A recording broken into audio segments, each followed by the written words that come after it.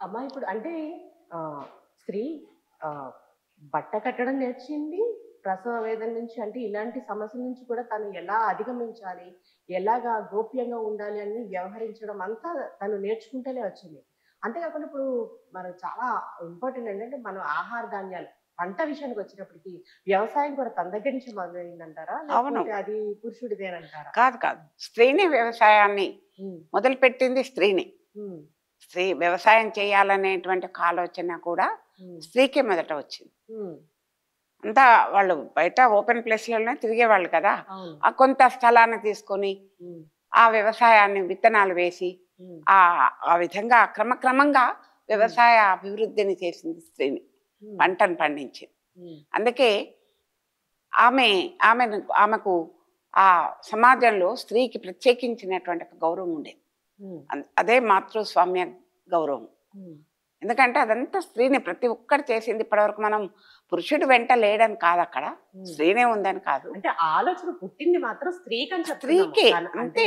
పురుషుడిది హ్మ్. ప్రాముఖ్యత లేదని ఇంకొక చెప్పట్లే ఇక్కడ. అన్నిటికంటే ముఖ్యమైన విషయం ఏంటంటే, హ్మ్. స్త్రీ అదే మాతృస్వామ్య వ్యవస్థలో హ్మ్. ఎప్పుడు గూడా స్త్రీ హ్మ్. అక్కడ హెచ్చు తగ్గు భావాలు లెవ్వు.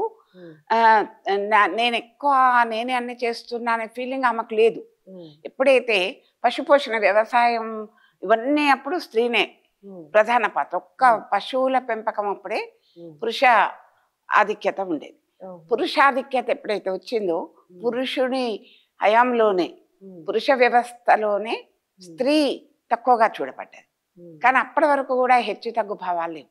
హ్మ్. సమాజంలో ఏ రకమైనటువంటి హ్మ్. అసలు సమాజాలను ఏర్పరిచింది, హ్మ్. ఐక్యతా భావాన్ని ఏర్పరిచింది, హ్మ్. సమిష్టి భావాలను ఏర్పరిచింది, హ్మ్. విశాల దృక్పథం కలిగినటువంటిది. హ్మ్. ఇవన్నీ కూడా స్త్రీకే హ్మ్. ఉన్నాయి. హ్మ్. కుటుంబాలు ఏర్పడ్డవి కూడా. హ్మ్. కుటుంబాలు ఏర్పడ్డాయి స్త్రీ వల్లనే. హ్మ్. కుటుంబంలో అందరినీ ప్రేమగా చూసుకునేది స్త్రీ వల్లనే. ఇవన్నీ నైజాలన్నీ స్త్రీవే. హ్మ్. అందుకని స్త్రీకి ఆ రోజుల్లో ప్రకృతిని స్త్రీగా ఆరాధించేవాళ్ళు. హ్మ్. ఆ రోజుల్లో ఉంది ఇప్పటికి గూడా. ఇప్పటికి కూడా ఆ! అంతే కదా! హ్మ్. కొన్ని వృక్షాలను, చెట్లను హ్మ్. వాటిని గూడా దేవతల్లాగా ఇప్పుడు తులసి మాత ఉంది. హ్మ్. తులసి చెట్టుని పూజిస్తాం. అవును. మాత అనే కదా అంటాము. మాత తులసి అంటాం. మాత ఆ! అంటాం. ప్రకృతి మాత ఆ! అంటాం. అట్లా హ్మ్. ఆ విధంగా ఎందుకు అంటే స్త్రీనే హ్మ్. పంట పొలాలను గూడా పంట పండించింది స్త్రీనే, హ్మ్. వండింది స్త్రీనే, హ్మ్. అందరి కడుపులు నింపింది ఆమెనే. హ్మ్. అందుకే స్త్రీ అంటేనే ఒక ప్రకృతి దేవతలాగా, ప్రకృతి దేవతను స్త్రీగా, స్త్రీని ప్రకృతి దేవతలాగా ఆరాధించిండ్రు. ఆరాధించారు. ఊర్లల్లో గూడా చూడండి హ్మ్. ఎక్కువగా మగ దేవుళ్ళు లేరు. హ్మ్. పోలేరమ్మ, హ్మ్. ముత్యాలమ్మ, హ్మ్. అంకమ్మ హ్మ్. అలాంటి పేర్లే ఉంటాయి మనకు. హ్మ్. అలా ఇప్పటికి ఉన్నాయి హ్మ్. ఊర్లలో. హ్మ్. ప్రతి వాళ్ళు దేవతలను ఆ విధంగానే ఆరాధిస్తారు. హ్మ్. వాళ్ళకేదైనా జాడ్యాలొచ్చినప్పుడు ఏవైనా జబ్బులు హ్మ్. అట్లాంటివి వచ్చినప్పుడు వాళ్ళు హ్మ్. పోలేరమ్మకు మొక్కుకున్న, అంకమ్మకు మొక్కుకున్న, హ్మ్. ముత్యాలమ్మకు మొక్కుకున్న ఆ విధంగా చెప్తుంటారు. హ్మ్. అంటే హ్మ్. ఆ దేవతలను గూడా స్త్రీగా ఎందుకు ఎంచుకున్నారు? వృక్షాలను స్త్రీగా ఎంచుకున్నారు. హ్మ్. ప్రకృతిని స్త్రీగా ఆరాధించిండ్రు. హ్మ్. అదే విధంగా దేవతలను కూడా స్త్రీగా నిర్ణయించింది. ఎందుకు అంటే హ్మ్. స్త్రీకి అంత ప్రాధాన్యం. ఎక్కడ ఉంది చెప్పండి స్త్రీకి ప్రాధాన్యం తక్కువ? హ్మ్. ఒకసారి ఆలోచిస్తే. హ్మ్. ఎక్కడా లేదు. హ్మ్. అంతటా కూడా స్త్రీ చాలా గౌరవింపబడ్డది. హ్మ్. అందుకని నేను ఈ స్త్రీ తత్వాన్ని చెప్తూ నా కోరికేందంటే, మళ్ళీ స్త్రీ తనని తాను గౌరవించుకోవాలి. హ్మ్. తనెప్పుడు గూడా తనని తను చిన్నబుచ్చుకోకుండా, హ్మ్. తనకేదో తక్కువైందనో, హ్మ్. తనకేదో హక్కు లేదనో, హ్మ్. తననేదో ఎవరో న్యూనతాభావంతో చూస్తున్నానో, అది హ్మ్. జరుగుతుందండి. కాదు.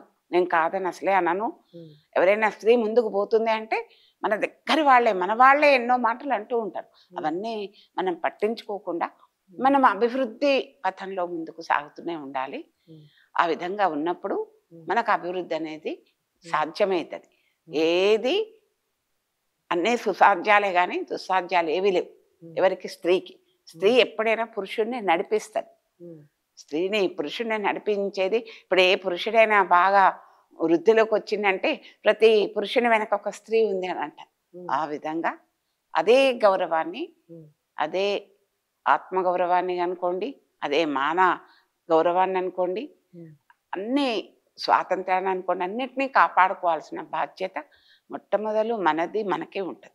హ్మ్. ఇతరులు ఎవరో వచ్చి మనల్ని గౌరవించరు. మనల్ని మనం గౌరవించుకోవాలి. హ్మ్. అప్పుడు ఇతరులు గూడా మనల్ని గౌరవిస్తారు. చాలా చక్కగా వివరించారమ్మా. అంటే స్త్రీ తాను అభివృద్ధి చెందుతూ ఆ చుట్టూ ఉన్న వాతావరణాన్ని కూడా అభివృద్ధి చేస్తూ ఎంత ముందడుగు వేస్తూ వచ్చిందో చాలా చక్కగా వివరించారమ్మా. ధన్యవాదాలు మీకు. స్త్రీ తత్వాల్లో ఇంత మంచి విషయాలు చెప్తున్నందుకు చాలా సంతోషంగా ఉంది. ఓకే అమ్మా, థ్యాంక్ యూ. చూస్తూనే ఉండండి 6 టీవీ, సామాన్యుడి ఆరోగ్యం.